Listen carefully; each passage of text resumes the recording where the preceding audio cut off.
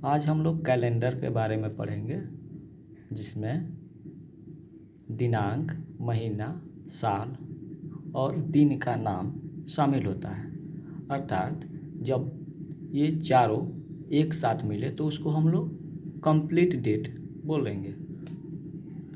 और जो हम लोग कैलेंडर आज यूज करते हैं वो ग्रिगोरियन नाम के व्यक्ति ने बनाया था।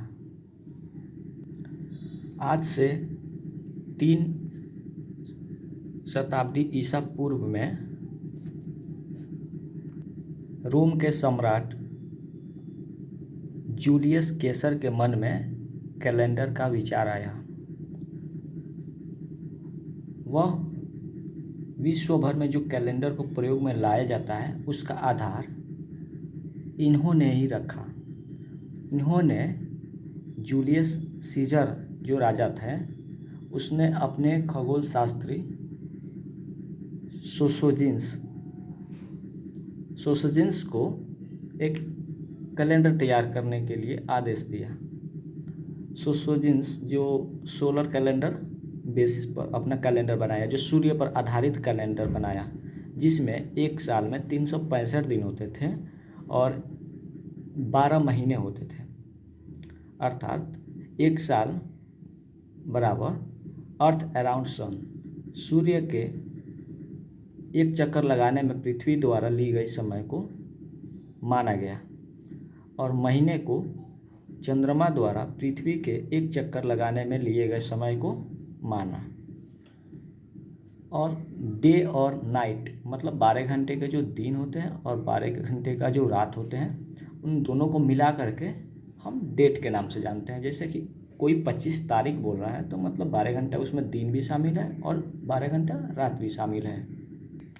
ये जो 3 शताब्दी ईसा पूर्व में जूलियन कैसर द्वारा निर्देश पर बनाए गए कैलेंडर विश्व में कहीं भी नहीं अपनाया गया।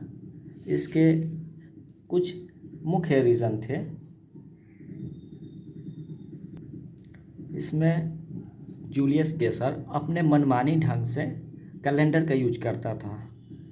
जैसे फरवरी महीने चल रहा है, पन्ने उलटकर मार्च में चला जाता था और काम करके फिर फरवरी में आ जाता था। और इसमें जो 365 दिन और लगभग 6 घंटे जो होते थे, तो 6 घंटे का इसमें कहीं भी पूर्ति नहीं की जाती थी। तो वो दूसरा कारण रहा कि इसमें 6 घंटे की पूर्ति नहीं होती थी। और दूसरा कारण ये था मनमानी ढंग से इसको यूज करना। तो ये सफल नहीं रहा, लेकिन नींव यहीं पे पड़ी।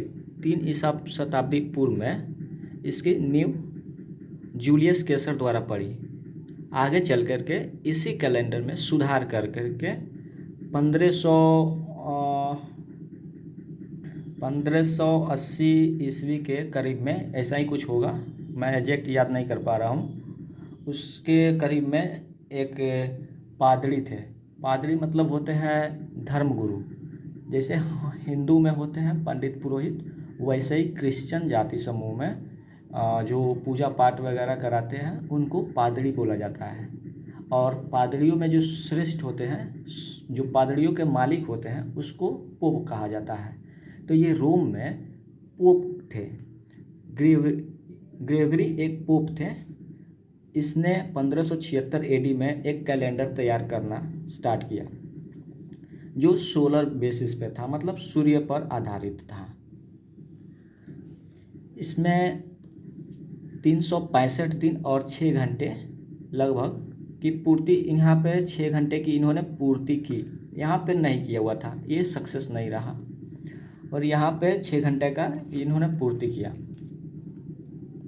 और ये 6 घंटे 4 साल में जा कर के एक दिन का रूप ले लिया, जिसका उन्होंने फरवरी माह में लीप ईयर बना करके उसका पूर्ति किया।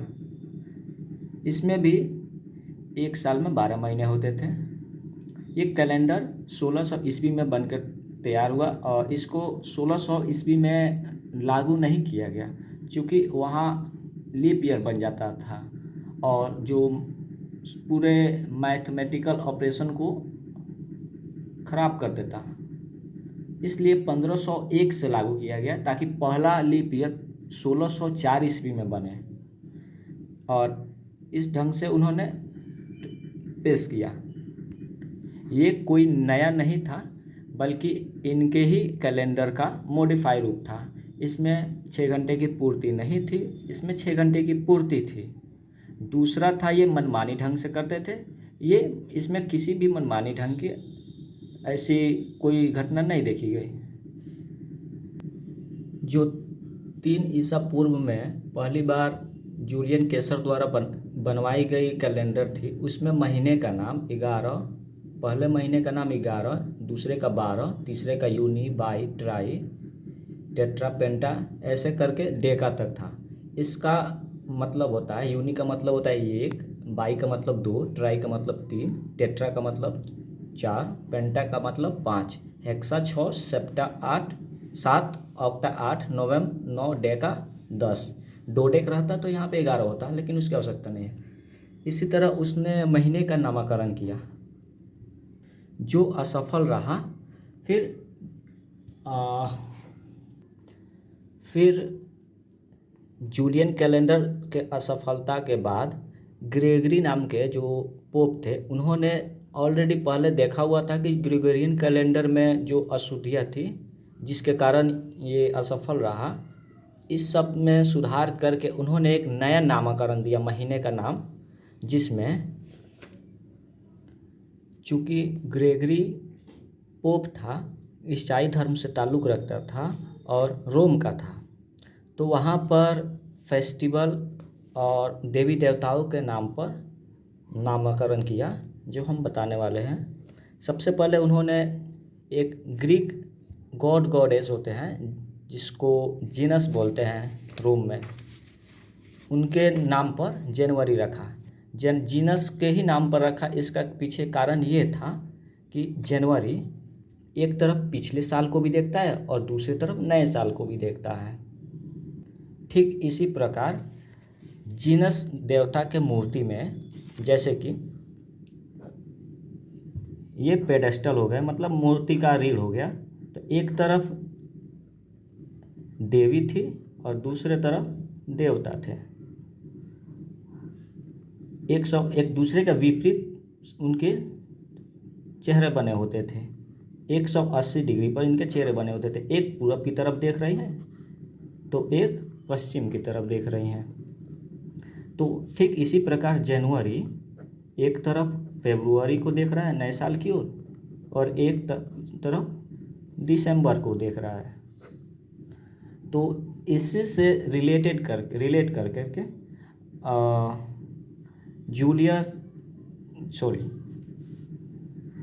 ग्रेगरी ने इसी से जोड़ करके इसका नाम जेनस से जनवरी रखा। फरवरी का नामकरण फेब्रुआ पर्व होता है, जो रोम में मनाया जाता है। इस समय किसान अपने खेती बाड़ी से कटाई वगैरह करके निश्चिंत हो जाते थे और फिर एक फेस्टिवल का आयोजन करते थे, त्यौहार का आयोजन करते थे। इसमें अपने खेती द्वारा उत्पादित अनाज से मिठाइयाँ तैयार करते थे और खाते थे और झूमते थे।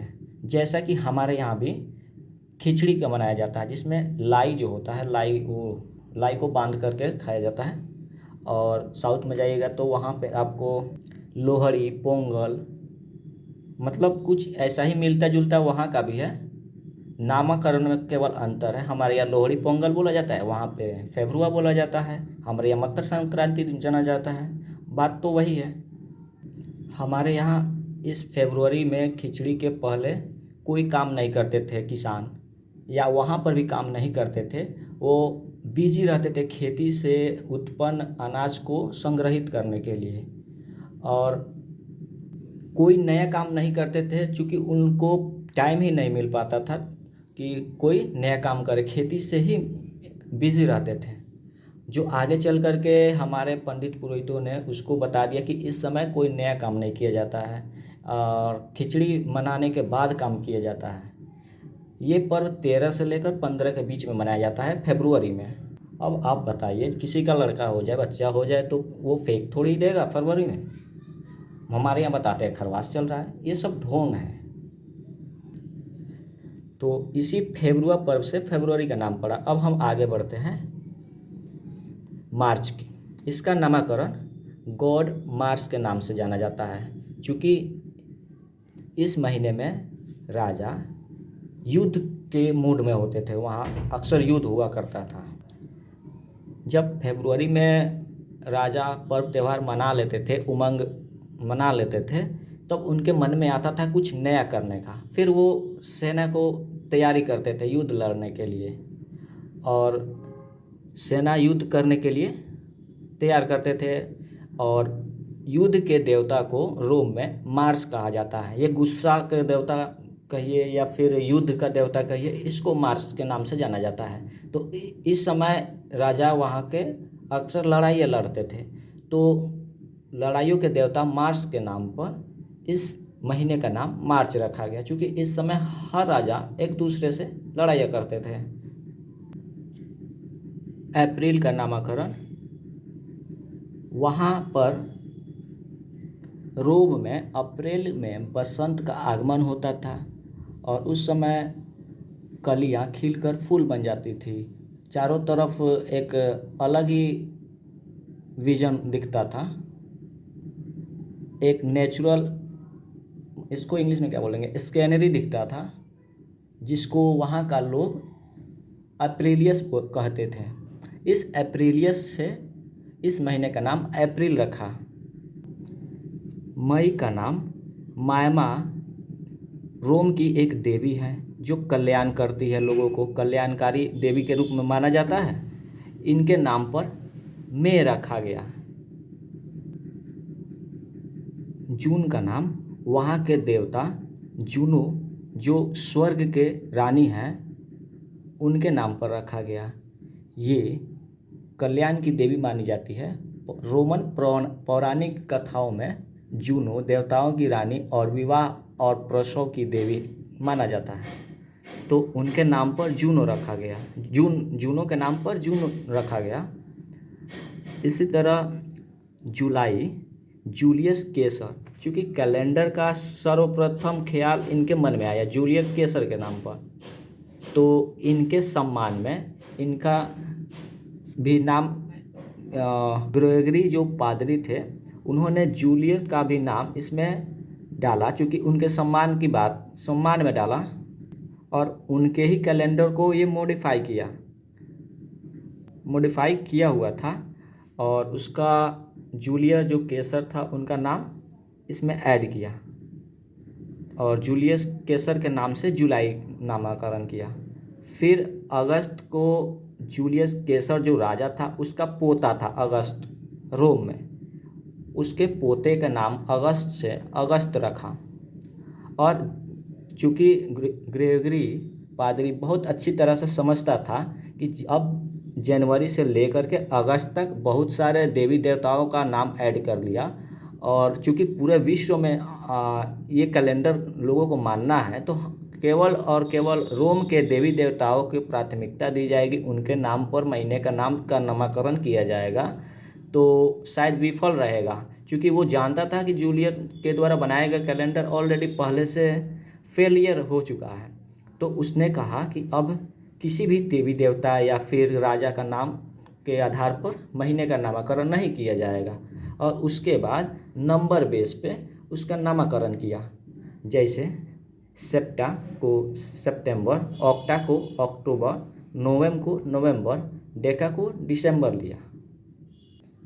महीने का नामकरण 1, 2, 3, 4 सिलसिलेवार से 12 महीने तक लाया। और डे में, नंबर ऑफ डे में, महीने में दिन की संख्या का नामकरण ऐसे एडजस्टमेंट ऐसे किया। इसमें 30 के दिन पूरे 12 महीने में एडजस्ट कर दिया। फिर 5 दिन बचे, चूँकि 365 दिन का साल होता है, तो 5 दिन को एडजस्ट करने के लिए उन्होंने साल के पहले महीने में 1 दिन जोड़ दिया, लास्ट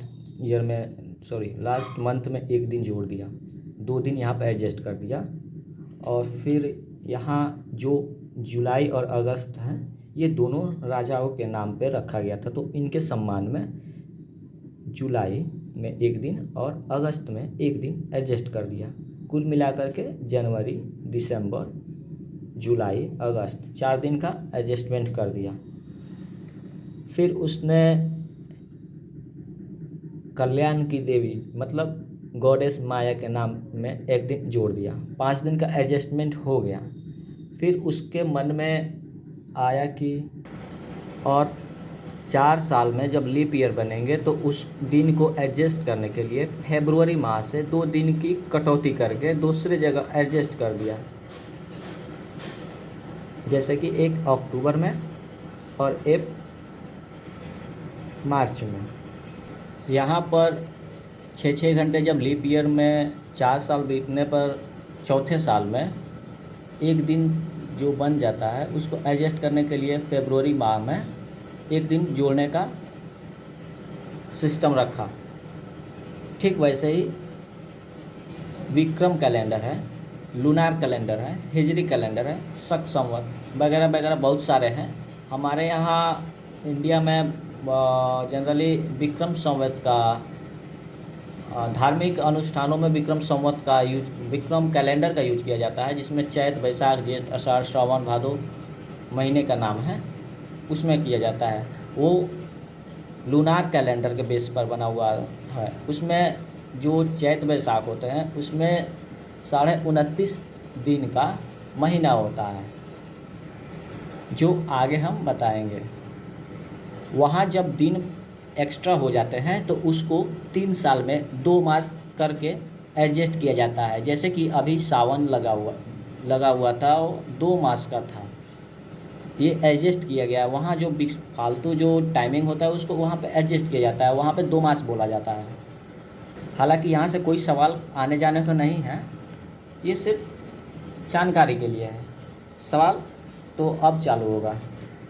आपको कौन से महीने में कितने दिन होते हैं, ये 31 का महीना है या 30 का महीना है, ये आपको याद करना पड़ेगा, ताकि जब क्वेश्चन पढ़ें तो उस समय आप फट से ना उसका दिमाग में एक मैप तैयार हो जाए और 5 सेकंड में आप उसका सॉल्यूशन निकाल दें। जो ग्रेगरी नाम के पोप ने कैलेंडर तैयार किया, जो पूरी दुनिया मानती है, जिसमें जनवरी, फरवरी, मार्च महीने होते हैं, ये ग्रेगरी नाम से कुछ लेना देना नहीं है, नाम कुछ मतलब नहीं है, उठपटांग थोड़ा नाम ही होता है यूरोपियन लोगों का। यहाँ पे उसके सिर्फ थॉट से मतलब है कि उन्होंने क्या दिया, उससे मतलब है, नाम से कोई नहीं। हम इंट्रोडक्शन के लिए इसी तरह बताया हुआ है। जो अब तक आपने देखा वो सिर्फ इंट्रोडक्शन था, उससे कहीं सवाल आने जाने को नहीं है। इसमें एक वर्ष में 12 महीने, मतलब कि एक वर्ष में 365 दिन होते हैं। 365 दिन मतलब 12 महीने में 365 दिन होते हैं, लिख सकते हैं। एक महीने में 365 दिन होते हैं और उसमें 12 महीने से भाग दे दिया जाएगा तो 30 दिन और 30.5/12 दिन। लगभग हम लोग एक महीने को 30 दिन मान लेते हैं एवरेज। 5 दिन जो एक्स्ट्रा बचता है उसका वही 31 का महीना में एडजस्ट कर देते हैं। अब आते हैं, ये सब आगे मिलेगा। अब आते हैं यहाँ पे सोमवार, मंगलवार, रविवार, ये सब कैसे नाम पड़ा। तो फर्स्ट डे होता है रविवार, इसको संडे बोलते हैं, सूर्य के नाम पर पड़ा है, आगे का सन और उसके बाद डे, संडे। इस दिन सूर्य की प्रकाश डायरेक्टली पृथ्वी पर पड़ती है, इसको सूर्य, इसलिए संडे रखा गया। सोमवार मतलब मंडे, चंद्रमा से रिफ्लेक्ट होकर के लाइट पृथ्वी पर पहुंचती है, तो इसको मंडे कहा जाता है, मंडे। उसी के बाद मंगलवार, बुधवार, बृहस्पति, शुक्र, शनि, ये ग्रह के नाम पर रखा गया है, जिसमें बुधवार बहुत शांत ग्रह है, बृहस्पति या गुरुवार मास्टर ऑफ प्लैनेट, ग्रहों के मास्टर के रूप में जाना जाता है बृहस्पति को। शुक्रवार को डेंजरस, खतरनाक प्लैनेट कहा जाता है शुक्रवार को।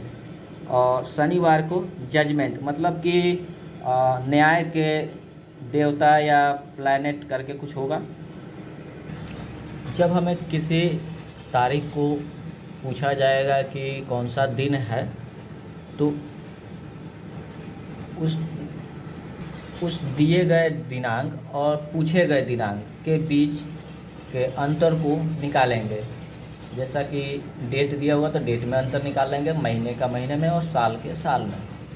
आगे हम बताएंगे कैसे लीप ईयर भी कैसे आसानी से निकाल लेंगे, कोई दिक्कत नहीं होगा। और उस अंतर को 7 से भाग दे देंगे, क्योंकि एक सप्ताह के बाद सेम दिन रिपीट करने लगते हैं। जैसे कि आज सोमवार होगा तो 7वां दिन बाद फिर सोमवार ही होगा, तो 7 दिन से भाग करते रहेंगे और जो हमें रिमाइंडर मिलेगा, शेषफल आएगा, अगर भविष्य में पूछेगा तो जोड़ लेंगे, अगर पास्ट में पूछेगा, बीते समय में पूछेगा तो घटा लेंगे। जो आगे हम एग्जाम्पल सॉल्व करेंगे तो मिलेगा, तब बढ़िया से समझ में आ जाएगा। हालांकि अभी भी कोशिश कर रहे हैं। जैसा कि यहाँ पे टाइप 1 में क्वेश्चन 1 में पूछा गया है, आज 26/9/2018 को बुधवार है, तो 30/9/2018 को कौन सा दिन होगा। यहाँ ध्यान देने वाली बात है कि यहाँ पे 2018 है, यहाँ पर भी 2018 है, टाइप 1 है और फर्स्ट क्वेश्चन है, तो इस साल में कोई अंतर नहीं दिया गया, महीने में भी कोई अंतर नहीं दिया गया, सिर्फ डेट में अंतर दिया गया है, तारीख में। तो आगे चल करके 100 साल, 200 साल, 500 साल बाद आगे पीछे निकाल सकते हैं कि कौन सा दिन होगा। यहाँ पे सबसे पहले एक बेसिक क्वेश्चन दिया गया है ताकि आपके दिमाग में कंसेप्ट क्लियर हो। तो यहाँ पे प्रेजेंट जो डेट है 26/9/2018 है, पूछ क्या रहा है यहाँ पे 30/9/18 को कौन सा दिन होगा। तो यहाँ पे दोनों के बीच का अंतर 4 दिन का है। भविष्य में पूछ रहा है तो 4 दिन जोड़ देंगे, तो बुधवार यहाँ पे दिया हुआ है तो 4 दिन जोड़ने के बाद रविवार आ जा रहा है। यदि यहाँ पर 20, 25, 30 मतलब 7 से ऊपर डिजिट आते हैं तो उसमें 7 से भाग दे देते हैं, क्योंकि 7 के बाद तो क्या बोलते हैं उसको, दिन बदल जाते, दिन रिपीट करने लगते हैं। तो 7 दिन के बाद दिन रिपीट करने लगते हैं, तो उसमें हम 7 से भाग देते हैं। जैसे कि यहाँ पे अगर मान लीजिए कि 10 बचता, यहाँ पे अंतर यदि 10 होता, जो कि आगे हम देखेंगे मिलेगा, तो 10 बचता तो इसमें हम 7 से भाग कर देते हैं, फिर यहाँ पे 3 हमारा रिमाइंडर बचता। यहाँ पे शेषफल 3 आ रहा है, यदि 10 यहाँ पे दिन होते हैं और 7 से भाग देते हैं तो यहाँ पे 3 दिन शेष आ रहा है। तो शेष आ रहा है तो उसको क्या करेंगे कि जोड़ देंगे। जैसे कि बुधवार दिया है तो बृहस्पति, शुक्र, शनिवार होगा, सिंपल सी बात है। जैसे कि क्वेश्चन नंबर 2 में यहाँ पे बोल रहा है, आज 26/9/2018 को बुधवार है, मतलब ये प्रेजेंट में भी आज है और ये पास्ट में पूछ रहा है। देखिए जैसे 3/9/2018 मतलब पास्ट में पूछ रहा है, पीछे, तो कौन सा दिन होगा। तो वर्तमान जो दिया रहेगा उसको हम यहाँ पे नोट करेंगे, फिर जो पूछ रहा है उसको नोट करेंगे, इन दोनों के बीच का अंतर निकालेंगे और 26 को जो दिया हुआ है बुधवार उसको यहाँ पे कोड कर देंगे। याद हो तो और बेहतर है, समझने के लिए यहाँ पे लिखना ज़रूरी है, क्योंकि जब जब शायद 50-100 क्वेश्चन बना लीजिएगा तो फिर आपको याद हो जाएगा कि फटाफट करने लगिएगा, क्योंकि अभी स्टार्टिंग है तो इसको नोट करना पड़ेगा। अब इन दोनों के बीच में अंतर निकाल लेंगे। 23 दिन आ रहा है, 26 में से 3 घटा दिए, 23 दिन आ गया, और यहाँ महीने सेम है और ईयर भी सेम है, तो 23 दिन आ गए। तो इसमें 7 से हम भाग देंगे, क्योंकि सप्ताह में 7 दिन होते हैं और 7 दिन पर दिन रिपीट होते हैं, तो 7 से हम भाग दे देंगे। तो शेषफल हमारा हो गया 2, शेषफल 2 आ गया। तो इसको हम पास्ट में पूछ रहा है इसलिए हम घटाएंगे, अगर भविष्य में पूछता तो जोड़ देते। तो यहाँ पे बुधवार है, बुधवार में 2 दिन घटा लेंगे तो सोमवार आ जाएगा। यदि हमारा शेषफल 5 आ रहा है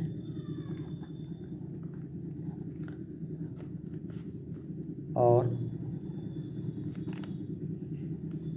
आज रविवार है, इसमें जोड़ना हो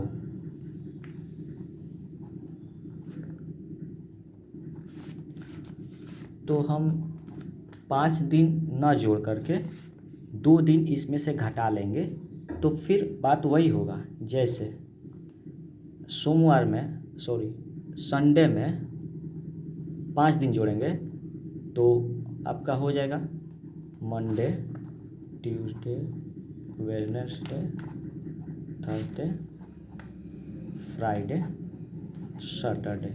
1 2 3 4 5, मतलब कि फ्राइडे आ रहा है। और हम जानते हैं कि 7 दिन पर दिन रिपीट हो जाते हैं, तो हम डायरेक्टली 7 में से 5 घटा देंगे तो बच गया 2। 2 डायरेक्टली हम संडे में 2 दिन घटा देंगे, शुक्रवार ऐसे ही आ जाएगा। मतलब ये 5 दिन जोड़ने के लंबा प्रोसेस के बजाय हम 2 दिन बैक में चले जाएंगे, ऑटोमेटिक 5 दिन हो जाएगा। जैसे कि यहाँ पे हमें 4 दिन आगे जोड़ना हो तो उसको हम डायरेक्टली 3 दिन बैक में चले जाएंगे, सेम वही उत्तर आएगा। तो हम लंबा से ज़्यादा शॉर्टकट में आएंगे।